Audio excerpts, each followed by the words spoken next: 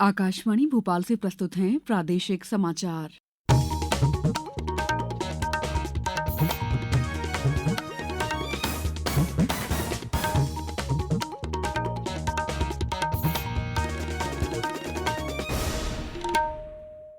नमस्कार, समाचारों के साथ मैं दीपा सिंह।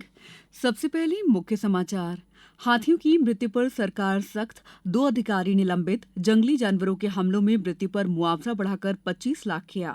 प्रदेश में 1 जनवरी से 4 नए मिशन शुरू करेगी सरकार। युवा, गरीब, महिला और किसानों के लिए होंगी कई योजनाएं। उज्जैन के महाकालेश्वर मंदिर से आज कार्तिक मास की पहली सवारी का आयोजन। और प्रदेश में ठंड का असर बढ़ा, पचमढ़ी में पारा 12 डिग्री के पास पहुंचा। अब समाचार विस्तार से। उमरिया जिले में हाथियों की मृत्यु की घटना पर राज्य सरकार ने सख्त कदम उठाते हुए 2 अधिकारियों को निलंबित कर दिया है। साथ ही राज्य स्तरीय हाथी टास्क फोर्स गठित करने का निर्णय लिया है। इसके अलावा जनहानि के मामले में मुआवजा राशि को 8 लाख से बढ़ाकर 25 लाख रुपए कर दिया गया है। मुख्यमंत्री डॉ मोहन यादव ने कल शाम उमरिया से लौटे उच्च स्तरीय दल से हाथियों की मृत्यु के संबंध में जानकारी प्राप्त की। मुख्यमंत्री ने बताया कि हाथी मानव सह अस्तित्व सुनिश्चित करने के लिए हाथी मित्र बनाए जाएंगे। जिन क्षेत्रों में हाथियों की आवाजाही अधिक है, वहां फसलों को बचाने के लिए सोलर फेंसिंग होगी। किसानों को कृषि के अलावा कृषि वानिकी और अन्य वैकल्पिक कार्यों से भी जोड़ने के प्रयास होंगे। उन्होंने बताया कि वन संरक्षक और क्षेत्र संचालक बांधवगढ़ टाइगर रिजर्व गौरव चौधरी और सहायक वन संरक्षक उप वन मंडल अधिकारी फतेह सिंह निमामा को निलंबित कर दिया गया है। मुख्यमंत्री डॉ यादव ने कहा कि वन क्षेत्र में 10 हाथियों की मृत्यु की घटना दुखद और दर्दनाक है, जिसे राज्य सरकार ने गंभीरता से लिया है। प्रारंभिक रिपोर्ट में कोई कीटनाशक नहीं पाया गया है। पोस्टमार्टम की विस्तृत रिपोर्ट आना शेष है।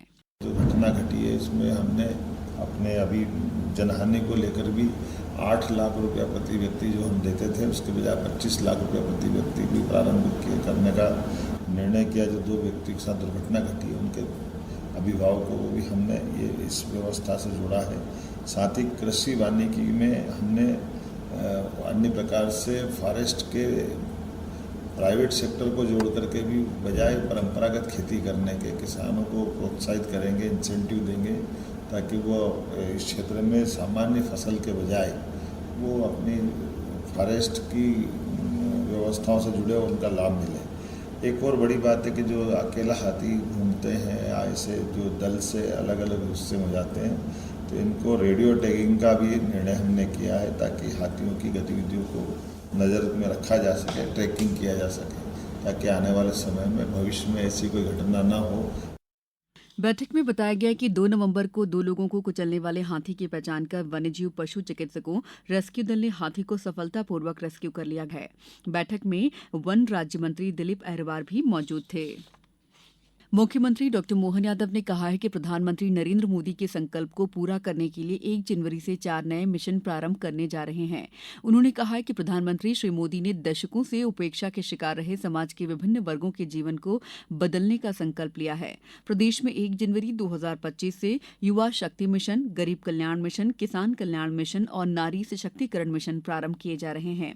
प्रधानमंत्री श्री मोदी के संकल्प को पूरा करने की पहल करने वाला मध्य प्रदेश पहला राज्य है। मुख्यमंत्री डॉ यादव ने कहा कि युवा शक्ति मिशन में युवाओं को रोजगार, कौशल विकास और नेतृत्व के अवसर प्रदान कर सशक्त बनाने का कार्य किया जाएगा। गरीब कल्याण मिशन में गरीब और वंचित वर्गों को सामाजिक सुरक्षा, रोजगार और बुनियादी सुविधाएं प्रदान की जाएंगी। नारी सशक्तिकरण मिशन में महिलाओं को आत्मनिर्भर बनाने के साथ उन्हें आर्थिक, सामाजिक और शैक्षणिक रूप से सशक्त बनाएंगे। किसान कल्याण मिशन में किसानों की आय में वृद्धि करने के साथ कृषि को और अधिक लाभकारी व्यवसाय बनाने का लक्ष्य रखा गया है। प्रधानमंत्री और भारतीय जनता पार्टी के वरिष्ठ नेता नरेंद्र मोदी आज झारखंड में 2 चुनावी रैलियों को संबोधित करेंगे। वे राज्य में विधानसभा चुनाव के सिलसिले में भाजपा के नेतृत्व वाले राष्ट्रीय जनतांत्रिक गठबंधन के प्रत्याशियों के लिए समर्थन मांगेंगे। झारखंड के प्रदेश भाजपा अध्यक्ष और पूर्व मुख्यमंत्री बाबूलाल मरांडी ने कहा है कि प्रधानमंत्री गढ़वा में पहली जनसभा को संबोधित करेंगे और चाईबासा में उनकी दूसरी जनसभा होगी। झारखंड में चुनाव कार्यक्रम की घोषणा के बाद प्रधानमंत्री की पहली चुनावी रैलियां होंगी। राज्य में 13 और 20 नवंबर को 2 चरणों में मतदान कराए जाएंगे। समाचारों में वक्त है ब्रेक का। ये समाचार आप आकाशवाणी मध्य प्रदेश से सुन रहे हैं। ये समाचार बुलेटिन YouTube पर Madhya Pradesh news All India Radio channel पर और फेसबुक साथ ही एक्स प्लेटफॉर्म पर AIR न्यूज भोपाल पर सुने जा सकते हैं। इसके अलावा आप हमारी वेबसाइट newsonair.gov.in पर अथवा न्यूज ऑन AIR ऐप पर भी समाचार सुन सकते हैं। ब्रेक के बाद समाचारों में आपका एक बार फिर स्वागत है। देश के जनजातीय बाहुल्य गांवों में अब बेहतर बुनियादी सुविधाएं देने के लिए प्रधानमंत्री जनजातीय उन्नत ग्राम अभियान योजना शुरू की जा रही है। प्रदेश के बैतूल में 550 गांवों में ये योजना शुरू की जा रही है। पेश है हमारे संवाददाता की एक रिपोर्ट। जनजातीय वर्ग के लिए प्रधानमंत्री नरेंद्र मोदी ने सौगात दी है। जनजातीय बाहुल्य गांवों में अब बेहतर बुनियादी सुविधाएं देने के लिए प्रधानमंत्री जनजातीय उन्नत ग्राम अभियान योजना शुरू की जा रही है। योजना को लेकर बैतूल CMHO डॉक्टर रविकांत उइके ने बताया कि प्रधानमंत्री जनजातीय उन्नत ग्राम अभियान बैतूल में भी शुरू हो रहा है। भारत शासन की माननीय प्रधानमंत्री जी द्वारा महत्वपूर्ण योजना आदिवासियों के विकास हेतु बनाई गई है। इसमें पूरे देश के लगभग 93 लाख आदिवासी लाभान्वित होंगे और बैतूल जिले में 550 ग्राम में यह योजना लागू रहेगी। इसमें विभिन्न हमारे यहाँ 10 ब्लॉक हैं। इसमें 10 ब्लॉक में एम्बुलेंस लगाई जाएगी और इसमें ये 108 एम्बुलेंस के अतिरिक्त रहेंगी कि जो इमरजेंसी में अन्य बीमारियों में ये सुविधा देगी। इससे निश्चित ही आदिवासियों का भला होगा। अच्छी खबर के लिए बैतूल से मयंक भार्गव। उज्जैन के विश्व प्रसिद्ध ज्योतिर्लिंग भगवान महाकालेश्वर के मंदिर में दिवाली के बाद आस्था का सैलाब उमड़ने लगा है। कल यहां करीब 2 लाख भक्तों ने भगवान महाकाल के दर्शन किए। वहीं कार्तिक अगहन मास में निकलने वाली सवारियों के क्रम में आज भगवान महाकाल की कार्तिक मास की पहली सवारी निकलेगी। इस दौरान अवंतिका नाथ चांदी की पालकी में मन महेश के रूप में सवार होकर नगर का भ्रमण कर अपनी प्रजा का हाल जानेंगे। मंदिर समिति ने बताया कि श्रावण भाद्रपद माह की तरह कार्तिक माह की पहली सवारी सभा मंडप में पूजा अर्चना के बाद शाम 4 बजे से निकाली जाएगी। प्रदेश में ठंड का असर बढ़ने लगा है। कल प्रदेश के 24 शहरों में रात का तापमान 20 डिग्री से नीचे रहा। हिल स्टेशन पचमढ़ी सबसे ठंडा रहा। यहां तापमान 12.8 डिग्री सेल्सियस दर्ज किया गया। मंडला, राजगढ़, उमरिया, रीवा, शहडोल, सीधी में भी न्यूनतम तापमान 15 डिग्री के आसपास बना हुआ है। मौसम विभाग के अनुसार भोपाल में तापमान अगले 3 दिनों में 14 डिग्री के आसपास आ सकता है, जो अभी 17 डिग्री बना हुआ है। साथ ही 15 नवंबर से ठंड का असर तेज होगा। उत्तरी हवाओं की वजह से तापमान में गिरावट आएगी।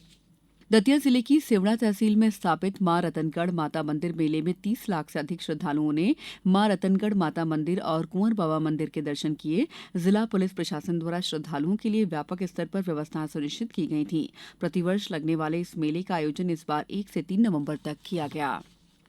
अब कुछ समाचार संक्षेप में। पन्ना जिले में आज से 3 दिवसीय अन्न उत्सव की शुरुआत हो रही है। शासकीय उचित मूल्य दुकानों में इसका आयोजन किया जाएगा।